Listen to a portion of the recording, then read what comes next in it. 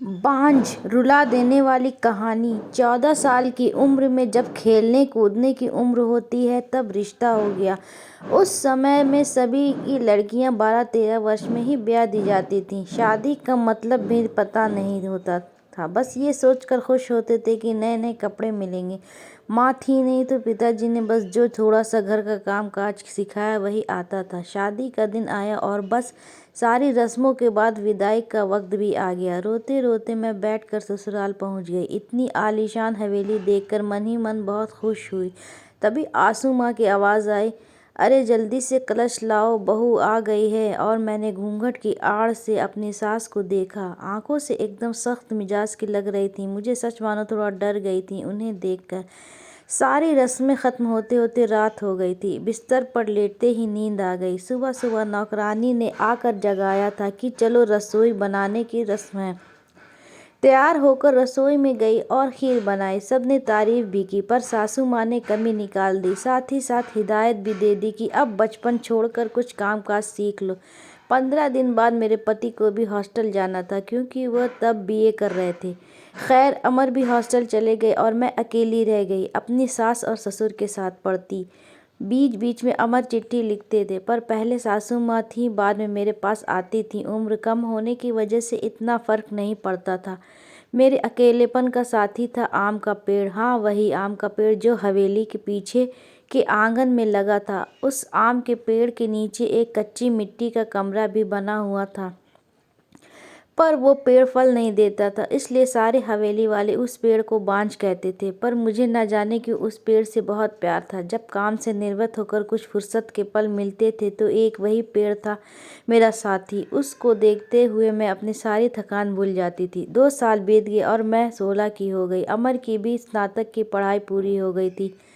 आज अमर वापस आ रहे थे। सासू माँ सुबह से ही तैयारी में लगी हुई थी। खुद की रसोई में जाकर सारा जायजा ले रही थी। मैं भी बहुत खुश थी कि अब मुझे अकेले नहीं रहना पड़ेगा। 16 श्रृंगार के साथ मैं पूर्ण स्त्री की तरह महसूस कर रही थी। आज मांग का सिंदूर कुछ अलग ही लालिमा लिए हुए था। शायद वह लालिमा मेरे चेहरे पर भी दिख रही थी। तभी तो मेरी सास ने मुझसे कहा कि जा अपनी नज़र उतरवा ले, अमर आ गए हैं। हवेली की हलचल से पता चल गया था। मुझे खाने पीने की निर्वत होकर सब आराम करने चले गए। अमर भी कमरे में आ गए थे और मैं बस शर्म से लाल हुई जा रही थी। तभी अमर ने मुझे तोहफा दिया, एक सुंदर लाल साड़ी। पर मेरे लिए तो अमर का वापस आना ही सबसे बड़ा तोहफा था। हमने ढेर सारी बातें की, जिनमें कुछ शिकायतें थीं, कुछ प्यार था। समय बीतता गया और 2 साल कैसे बीत गए पता ही नहीं चला। अमर और मैं एक दूसरे के साथ बहुत खुश थे। एक दिन अचानक पता चला कि मेरे पिताजी बहुत बीमार हैं। अमर मुझे लेकर तुरंत रवाना हो गए। पिताजी मुझे देखकर बहुत खुश हुए, जैसे मेरे लिए ही अपनी सांसों को रोका हुआ था। और फिर मुझे अमर के हवाले करके वो इस दुनिया से चले गए। भीगी आंखों से अपने पिताजी को विदा किया। अब मेरा सब कुछ अमर और उसका परिवार ही था।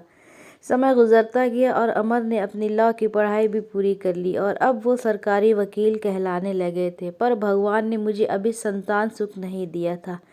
अभी तो सासू माँ दबी जुबान में बोलती थी, पर धीरे धीरे उन्होंने अपना रुख कड़ा कर लिया।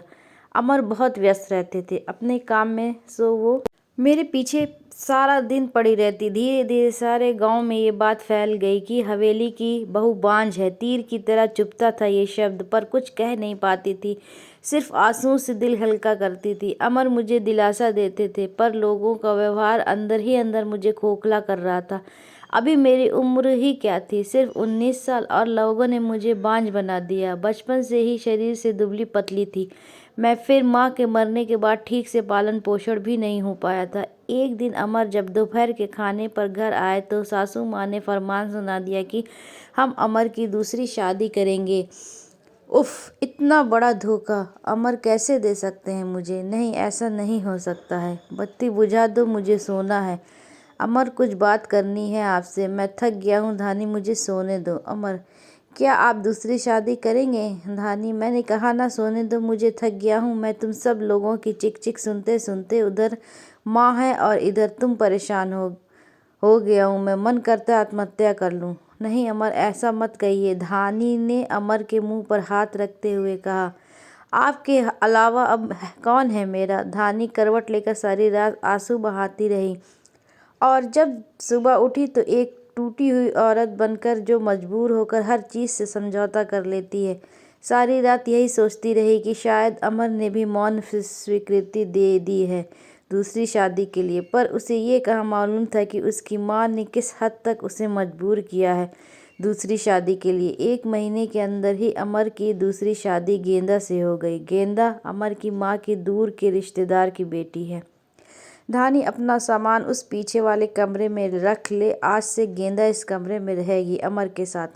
सासू माँ ने हाथ नचाते हुए कहा, कैसे छोड़ दूँ ये कमरा। नहीं, ये मेरा कमरा है, जिसे जहाँ जाना है जाए। पर फिर ख्याल आया कि जो ब्याह कर इस घर में लाया था, जब वही मेरा नहीं है तो मैं ये कमरा कैसे मेरा हो सकता है। ऐसा सोचते हुए आंखों में आंसुओं का सैलाब उमड़ पड़ा। सिंदूर की डिब्बी और कुछ कपड़े लेकर उस कच्ची मिट्टी के कमरे की तरफ बढ़ गई। सामान एक कोने में रख कर खिड़की पर बैठ गई और उस आम के पेड़ को देखते हुए उसको निहारने लगी। ऐसे कुछ कम हो जाएगा, किस्मत कहूँ या कुछ और, कि आज मेरी हालत भी इस पेड़ की तरह हो गई है। अकेला बेसहारा जैसे ये अभी तक अपने अस्तित्व को बचाने में सफल रहा, क्या मैं इसकी तरह अडिग और मजबूर रह सकूंगी, या फिर किसी कमज़ोर लता की तरह मुरझा जाऊंगी और अपना अस्तित्व खो दूंगी।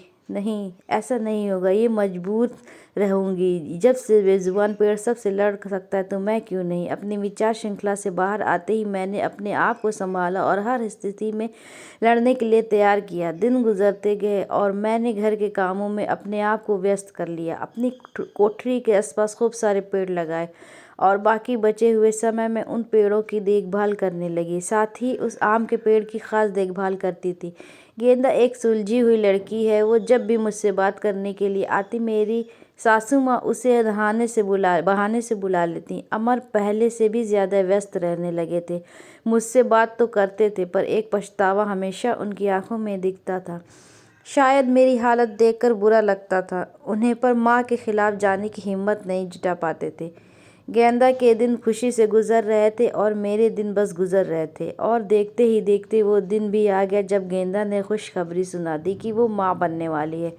पूरी हवेली में त्योहार जैसा माहौल हो गया। सारे नौकरों में तोहफे बांटे जाने लगे। मैं भी बहुत खुश थी कि चलो अच्छा है, अब घर में एक नया मेहमान आएगा। शायद मेरी ज़िंदगी का सूनापन। गेंदा बहुत कमज़ोर थी और उम्र भी 16 साल।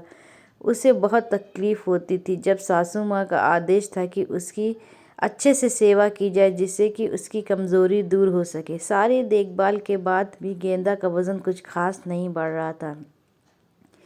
एक दिन चिंतित होते हुए मैंने अमर से कहा कि भी गेंदा को शहर में किसी अच्छे डॉक्टर को दिखा लाओ, पर सासू माँ ने ये कहकर मना कर दिया कि हमारे भी बच्चे घर पर हुए हैं। और अमर की वही पुरानी आदत की अपनी माँ के खिलाफ वो जा ही नहीं सकते थे। एक दिन गेंदा की तबीयत कुछ ख़राब होने लगी। उसकी सांस बहुत फूल रही थी। घबरा कर मैंने गांव के वैद्य जी को बुलावा भेजा। वैद्य जी ने आकर कुछ दवाइयाँ दी और खून की कमी भी बताई। और जब मैंने अमर को ये सब बताया तो सासू माँ ने मुझे गेंदा से दूर रहने का आदेश दे दिया, ये कहकर कि एक बांझ की छाया भी नहीं पड़नी गेंदा पर। खैर, मुझे गेंदा से दूर कर दिया गया और मैं फिर से अपनी कोठरी में अकेली सारा दिन बंद रहने लगी। या ये कहूँ कि अंदर ही अंदर मैं खुद भी डर गई थी कि कहीं सचमुच मेरी वजह से गेंदा को कुछ ना हो जाए। कुछ दिन बाद रात में नौकरों का शोर शराबा सुन के मैं आंगन की तरफ भागी तो गेंदा के प्रसव का समय आ गया था। गांव की बूढ़ी औरतों और दाइयों को बुलाया गया। पूरी हवेली में हलचल का माहौल था। मैंने अमर की तरफ देखा, बहुत डरे हुए लग रहे थे। मैं उनके पास गई और उन्हें थोड़ा धैर्य रखने को कहा। थोड़ी देर में बच्चे की किलकारी गूंजने लगी। हम सभी को खुशी का ठिकाना नहीं था। पर तभी काकी ने बाहर आकर बताया कि गेंदा की कमज़ोरी और खून की कमी के कारण वो गेंदा को बचा नहीं पाए। बेटी को जन्म देते ही गेंदा का देहांत हो गया। हाय, पोते का मुँह नहीं देख पाई मैं, अब कैसे मेरा वंश चलेगा। सासू माँ का विलाप सारी हवेली में गूंज रहा था। उस छोटी दूध मुँह बच्ची को देखकर मेरा कलेजा मुँह को आता था। ऐसा लगता जैसे वो मैं हूँ। मैंने उसे कलेजे से लगा के रखा। जिनकी माँ नहीं होती वो बच्चे कुछ ज़्यादा ही समझदार होते हैं। शायद ज़रा भी परेशान नहीं करती थी वो मुझे, बस दूध पीते ही सो जाती थी। सासू माँ का वही राग चलता रहता कि लड़कियों से वंश नहीं चलता है, पर अब शायद किसी को फ़र्क नहीं पड़ता था। अमर अब पहले से खुश रहने लगे थे। ऑफिस से आते ही मेरे कमरे में आते और गुड़िया को खिलाते। मुझे भी अमर को खुश देखकर अच्छा लगता था। साल बीत चुका था गेंदा को गए हुए और गुड़िया को आए हुए। आज गेंदा की बरसी है। हवेली में छोटी सी पूजा रखवाई है। मैंने पंडित जी के आते ही सासू माँ ने प्रश्न किया कि क्या मैं जीते जी पोते का मुंह देख पाऊंगी, और पंडित जी ने उसके लिए कुछ ग्रह शांति के उपाय बताए। सासू माँ चल दी पंडित जी को हवेली दिखाने और सारी हवेली की शुद्धि कराने। मेरी कोठरी के पास भी गई और पंडित जी को वो बांझ पेड़ भी दिखाया। पेड़ देखते ही पंडित जी का मुंह बन गया और उन्होंने कहना शुरू कर दिया कि इसी मनहूस पेड़ की वजह से हमारे घर में बेटा नहीं है। जितनी जल्दी हो सके इसे कटवा दो। अब मेरे बर्दाश्त की हद हो चुकी थी। मैंने अमर की तरफ देखा, पर मुझे नहीं लगा कि वो मना करेंगे, और सासू माँ ने तुरंत नौकरों को बुला लिया कि आज इस पेड़ को काट ही डालो। मुझे कुछ समझ नहीं आ रहा था कि क्या करूं, कैसे अपने सुख दुख के साथी को बचाऊं। जैसे ही वो कुल्हाड़ी लेकर पेड़ काटने आगे बढ़े, मैं फुर्ती से भागकर उस पेड़ से लिपट गई और विनती करने लगी कि पेड़ को छोड़ दो, पर वो लोग नहीं मान रहे थे। मैं रोती जा रही थी, पर किसी को तरस नहीं आ रहा था। तभी किसी ने मुझे खींचकर धक्का दिया और मेरा सिर पत्थर से टकरा गया। सिर से खून की धार निकल रही थी। ये देखकर अमर से रहा नहीं गया और उन्होंने सबको वहाँ से हटा दिया और तुरंत मुझे अस्पताल ले गए। मलहम पट्टी के बाद मुझे कुछ होश आया। डॉक्टर साहिबा सामने खड़ी थी और अमर को कुछ समझा रही थी। सासू माँ भी वहीं थी और उनके चेहरे से पता चल रहा था कि उन्हें अपने किए पर अफसोस है। डॉक्टर, क्या अब हम इसे घर ले जा सकते हैं? अमर ने पूछा। हाँ, अब आप इन्हें ले जा सकते हैं, पर ख्याल रखिएगा कि अब ऐसा दोबारा ना हो, क्योंकि ऐसी हालत में ऐसे गिरना ठीक नहीं होता है। ऐसी हालत? डॉक्टर, क्या हुआ है इसे? अमर ने घबराते हुए डॉक्टर से पूछा। अरे, आप लोगों को नहीं पता, अब ये माँ बनने वाली है, तो इनका अच्छे से ख्याल रखिएगा। ये सुनकर किसी को भी यकीन नहीं हुआ। सब बस एक दूसरे को देखे जा रहे थे और मैं तो बिल्कुल यकीन नहीं कर पा रही थी। सासू माँ की आंखों में पछतावे के आंसू थे। मेरे सर पर हाथ रखकर बस इतना ही कह सकी कि मुझे माफ़ कर दो, और मैं मुस्कुराकर उनसे लिपट गई जैसे मैं अपनी माँ से लिपटी हूँ। पूरे 9 महीने मेरी सासू माँ ने मेरा बहुत ख्याल रखा और मैंने उस पेड़ का।